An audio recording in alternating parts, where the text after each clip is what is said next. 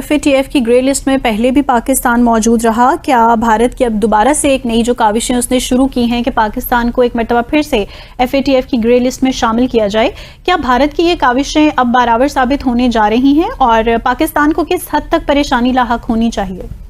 نمسکار، السلام علیکم، ست سری اکال، جے جھولے لال. میں ہوں جی پریم مٹلانی اور آپ دیکھ رہے ہیں حالات حاضرہ کا پروگرام. حقیقت یہ ہے، ابتدا میں آپ سے درخواست ہے چینل ضرور سبسکرائب کریں. دوستو، آپ کو یہ تو علم ہے ہی کہ کس طرح اپریل کی 22 تاریخ کو کشمیر کے پہلگام میں، جو کہ ایک ٹورسٹ پلیس ہے، معصوم بے گناہ شہریوں کو مذہب پوچھ کر 26 ہندوؤں کا قتل عام کیا گیا پاکستانی دہشت گردوں کی طرف سے. بھلے ہی پاکستان اس سے اپنے ملوث ہونے سے انکار کر رہا ہے، لیکن اسی وقت دی ریزسٹنس فرنٹ، جو کہ خود کہتا ہے کہ it is the of shoot of Lashkar Taiba, اس نے اس کی ذمہ داری قبول کی تھی. یہ الگ بات ہے کہ پھر جب پوری دنیا سے لعنت ملامت ہونے لگی تو پھر وہ TRF جو ہے نا، اس سے مکر گیا اور کہا کہ نہیں ہم نہیں ہیں. لیکن یہ بات تب ظاہر ہو گئی جب اقوام متحدہ میں UNO کے سیکیورٹی کونسل میں جب ایک ریزولوشن پیش کیا گیا، TRF کو اس کے لیے ذمہ دار قرار دیا گیا، تو پاکستان اور چین نے ایڑی چوٹی کا زور لگا کے TRF کا نام اس ریزولوشن سے ہٹا دیا.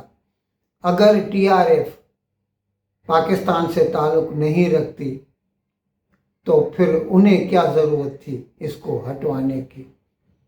اچھا، یہ الگ بات ہے کہ پھر بھارت نے پاکستان کو سزا دینے کے لیے ایک تو 7 مئی کو اس کے اوپر حملہ کیا اور 4 دن تک لگاتار پاکستان کی کٹائی ہوتی رہی. یہ تو جب 10 تاریخ کو پاکستان کے DGMO نے بھارت کے DGMO سے درخواست کی کہ ہمیں جنگ بند کرنی چاہیے، تب جا کے جنگ بند ہوئی.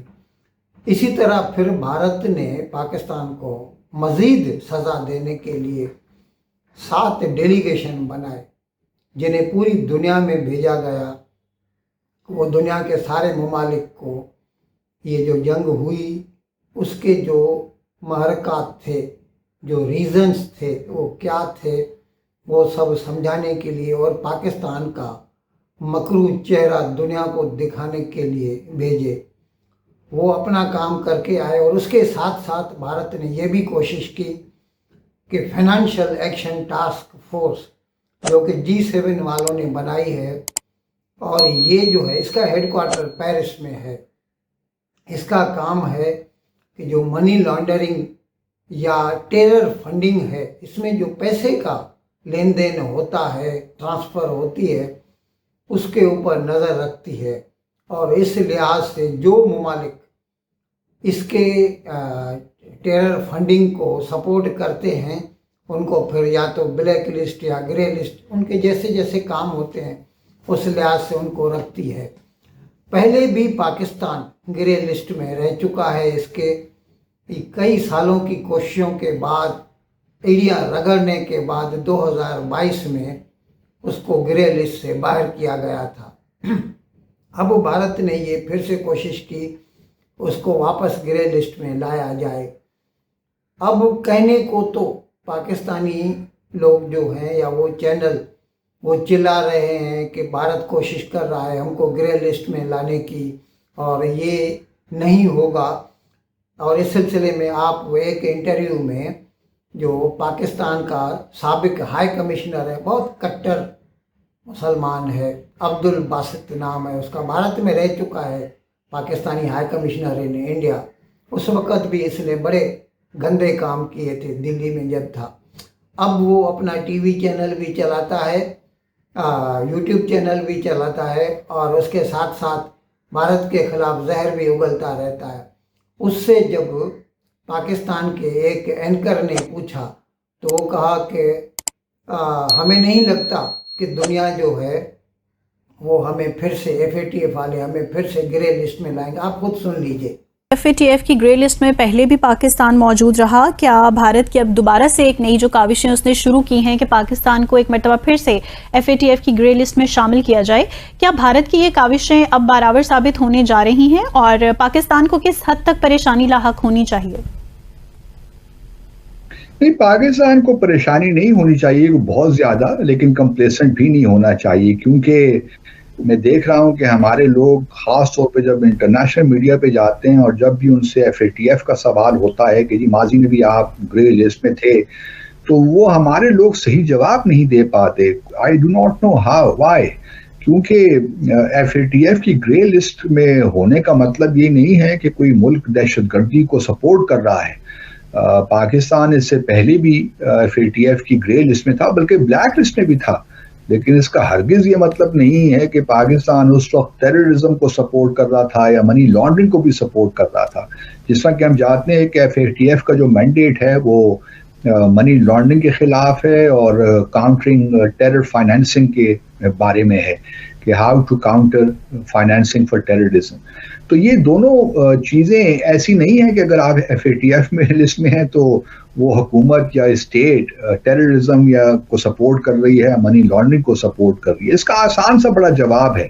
اگر ہم FATF کو پڑھیں تو اگر دیکھیں تو اس وقت بھی FATF کی جو ہے گرے لسٹ میں 21 ممالک ہیں، اور ان 21 ممالک میں الجیریا ہے، کرویشیا ہے، ساؤتھ افریقہ ہے، ویتنام ہے. یہ الگ بات ہے کہ بھلے ہی اب عبد الباسط کچھ بھی کہے، لیکن کل FATF والوں نے خود کہا ہے، اور یہ ایک بہت بڑی خبر ہے، انہوں نے کہا ہے کہ پہلگام جیسے جو واقعات ہیں دہشت گردی کے، یہ کوئی بھی اکیلا بندہ نہیں کر سکتا. اس کے لیے ممالک کی سپورٹ چاہیے ہوتی ہے، کنٹریز کی. اب یہ سیدھا اشارہ پاکستان کی طرف ہے کہ پاکستان نے ان کو سہولت کاری فراہم کی، ان کو پیسے دیے، ہتھیار دیے اور لاجسٹکس فراہم کیے. اب ہمیں امید ہے کہ بہت جلد ہی FATF کی جب میٹنگ ہوگی، وہ میرے خیال میں ہر 6 مہینے میں میٹنگ ہوتی ہے، تو وہ اس میں اس کے اوپر فیصلہ لیں گے اور پاکستان کو پھر سے FATF کی گرے لسٹ میں لایا جائے گا.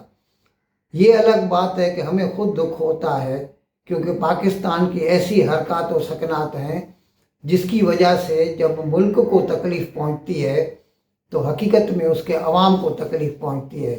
لیکن وہاں کے جو ارباب و اختیار ہیں، جو پاورز ٹو بی ہیں، ان کی کام ہی ایسے ہیں، تو ہم کیا کر سکتے ہیں. ابھی جیسے یہ دہشت گردی کا واقعہ، یہ خود عاصم منیر کا کیا دھرا ہے.